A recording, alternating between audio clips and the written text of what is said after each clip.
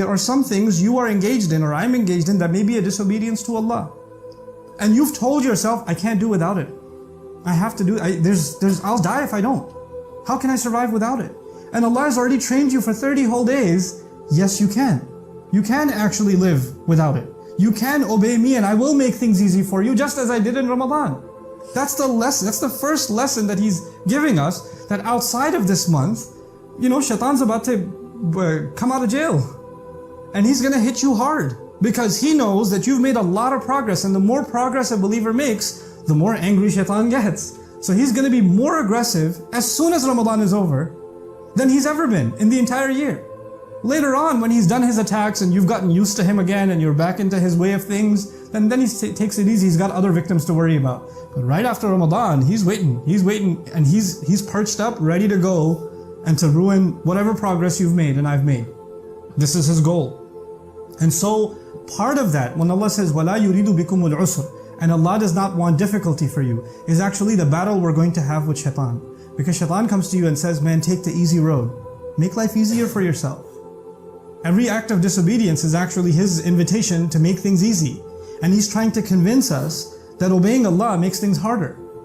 It makes things more difficult. And Allah is saying, believe, right now his influence isn't there. Listen to Allah's words. He's the one who wants things to be easy, and He's the one who does not want things to become difficult.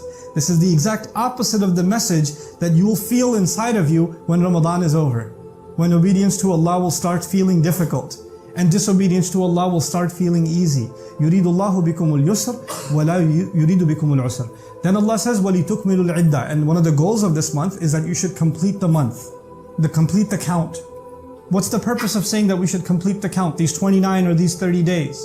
You see, in any training, some of you are training as athletes. Some of you have training at work. People have police training, fire department training, medical training. All kinds of training exist in life. And in any training, it's inconvenient. You have to get accustomed to a tough schedule. You have to wake up early in the morning. You have to do things that are more and more difficult. And as your training goes on, things get heavier and heavier. But you know what's happening as you're training, and especially as you're consistently training, if you're physically training, your body's changing. Your stamina is changing.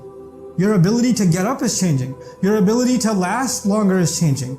Your ability to withstand more difficulty is changing. You're able to lift heavier and heavier weights, for example. The purpose of training is to make you stronger. And it is as though Allah Azza wa Jalla is telling us that these 30 days, you have to finish these 30 days of training, because at the end of that training, you'll be strong enough to last the other 11 months. You need these 30 days to give you the spiritual strength, the muscle, that you can stand against what's coming for almost an entire year. And then you have